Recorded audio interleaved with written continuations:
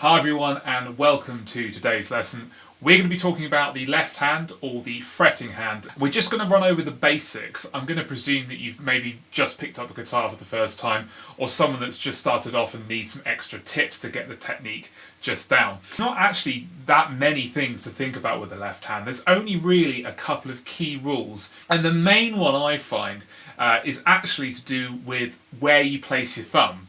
Now, if you make this OK symbol with your thumb and then place it on the middle back of the neck. Now, we're zoomed in here today just so we can get to that place of the neck here. We can actually see that on camera nice and clearly. The thumb should be in the middle, really, ideally, and then the hand wraps around like this. What you can see here is that now it's nice and open.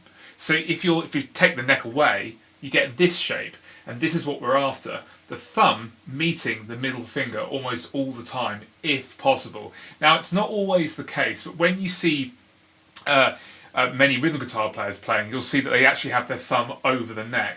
That's completely fine, but you often find that rule still there, that the thumb and the middle finger are roughly running in parallel with each other. Again, not always the case, it's just a common theme. So when your thumb is placed on the middle of the back of the neck here, the hand will actually naturally open up, and this is what we want. Because we have 4 fingers and a thumb, we need to make sure we have the most efficient way of actually holding the instrument, and that's just by having the hand nice and open and relaxed.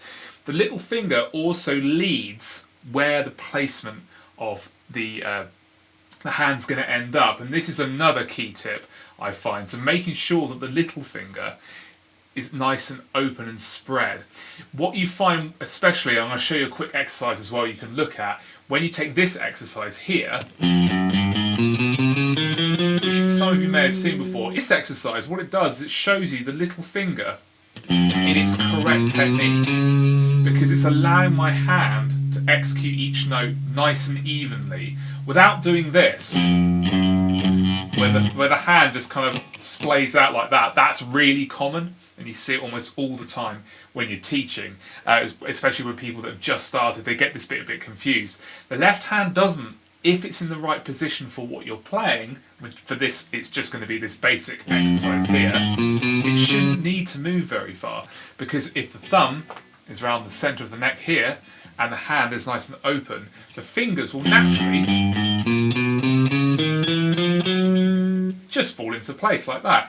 And that's what we're looking for. Nothing really more complicated than that. Little finger in combination with the thumb being over in this exercise on the 4th fret, actually over that fret here, allows the rest of the fingers to be naturally spaced out.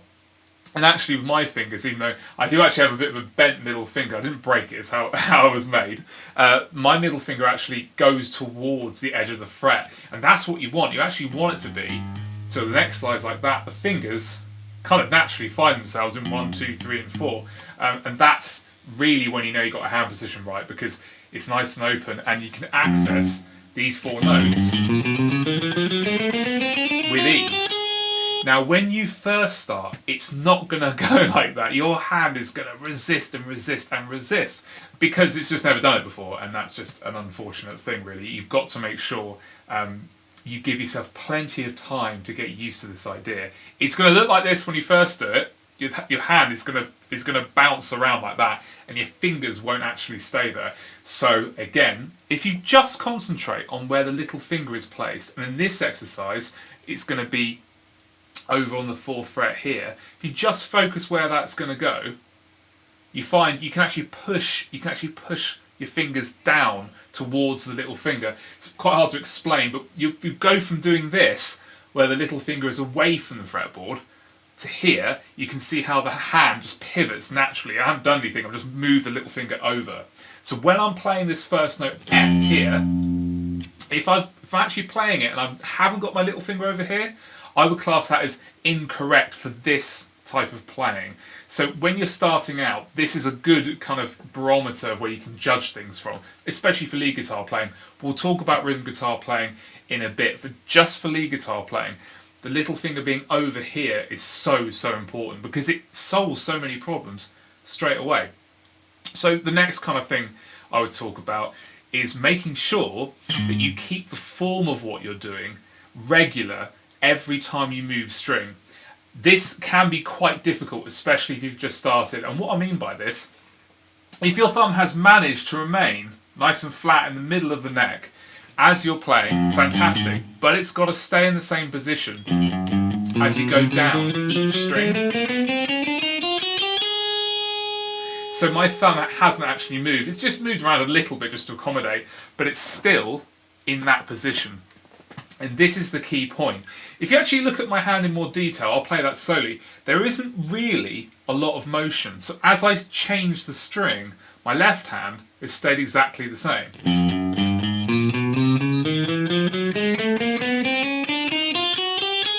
It doesn't really move that much. And if I've got my hand in this position, the other big tip as well for left hand placement or fretting hand placement is that the finger should be towards the actual edge of the fret wire. This is perhaps the point we'll just talk about now. When you're fretting the instrument, the actual gap in the frets here, they're not really that useful. What you're actually looking for is the actual fret wire itself. So the actual metal bar that runs down here, this is where you want to be targeting. And the reason being is because what your left hand is actually doing is being a clamp. And that's all it really is. It's just clamping the strings off to make them shorter so that as you play, the pitch goes up or down. With that in mind, to make a clamp, it obviously has to clamp off a point. And that point is the fret wire. So the fingers have got to be towards the right hand side. And on camera, it does look like I'm actually on the fret. I'm not. I'm just over to the side here. I'm trying to keep this as much as I can when I'm playing. Again, it's not a steadfast thing. You don't have to be absolutely 100% accurate because there is a bit of play in it. Let me show you. With this first note here, if I get right over to the right hand side, come over here, it's a bit more buzzy here. Over here, you can see there's no clamp there. But actually, if you come here, I can kind of get away with it. There's a little bit of play here, which is how it works, because if it was perfect, we wouldn't be able to play guitar. So there is a little bit of play, just maybe kind of like a centimetre-ish over each fret. Now, that's why people ask me, oh, you've got big hands, or I've got small hands, what do I do? It doesn't matter, because as long as you can get it within that area, you're going to get the note, whichever way you look at it. And you might have to move your hand a little bit more. If you have smaller hands, and this is an important subject, if you do have small hands, you may need to move your thumb a bit more, but who cares? It doesn't matter, as long as it works. Because what you're looking for is some way of holding your left hand to allow for the play to be consistent. So if you've got to move your thumb or your fingers around, no one cares. They just want to hear the music. So you just got to get that down. So just a uniform approach would be thumb flat on the back of the neck, hand round, and then the fingers towards the right hand side of the fret as you play whatever the exercise or lead guitar piece is that you're learning. So I hope that kind of helps you get a general guide of it, of what to do. It doesn't really matter what you're doing. You could be learning a scale, so you could be doing basic C major scale, and you might be extending that scale. So for example, and all I've done there is find the lower notes on the C major scale, but the hands are the same.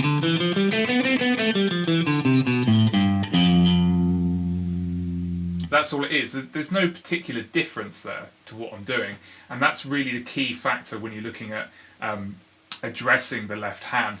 As long as those rules, you're adhering to them, I can move around and I can be really happy that I know that my hands are really in the best position they're going to be in. Now, there's a couple of exceptions to this. Let's talk about that now. The first exception to this rule is when you're looking, you'll see this with lead guitar players especially. If you're looking at this, you're going, okay, Russ, well, you've just told me to do this. Nice and uniform. And then I'm seeing lead guitar players going. And that's right, because the key part here is that I'm using techniques that require my thumb to be over to allow me some leverage to actually perform the technique. So that's why I'm doing it. Every single thing you play on an instrument requires a slightly different physical, technical challenge. So you can only apply what I'm saying directly to this type of uniform practice. It's not going to apply when I'm looking at other things. And it doesn't apply when you're looking at rhythm guitar, which is going to be our next subject. For rhythm guitar, The left hand placement is all the same rules we just went over, but it's going to be broken quite often when you're looking to mute notes. And here's a couple of tips you'll see when you're, just for a beginner guitar player thinking, well, the thumb's not even like on at the back of the neck, it's actually over the neck. That's right, I'm going to show you why that happens. So when we're playing rhythm guitar, let's take this D. I'm actually going to use the thumb to mute the strings I don't want to use. And that's why I'm using the thumb there. The thumb is, as much as possible, in line with the middle finger. And that's why that rule is good to keep, because it doesn't matter when you, and it's a bit like a magic trick really, once you notice it like sleight of hand, you go, oh yeah, that's kind of simple, I understand what they're doing. But when you don't, you think, I've learnt that and then this, and it gets a bit confusing. Again, it depends on the type of chord. If I'm playing a G major 7 like this, I'm using the thumb to actually play the low G. And then I can move it to an F sharp one, which is a bit awkward. And then an E. So you end up with some really nice, cool ideas, but they're using the thumb, which technically breaks the rule. What you will observe in other players when you're watching, perhaps maybe watching on YouTube or watching a film or a concert or something, or even just observing someone else that's playing, you'll see, well, the thumb rule, I understand it, but they're not using it a lot. They are. It's just particular instances where it has to change. So it's a bit of a detailed subject when it comes to what is uniform, but at the start of the video is generally the kind of idea that we want. And remember, key things, keep relaxed. Make sure you're not straining when you're playing. Again, when you start, you're going to have a lot of tension in your hand. Make sure you stay relaxed, because your hand needs to be liquid so you can go between playing different pieces. So for example, if I'm playing,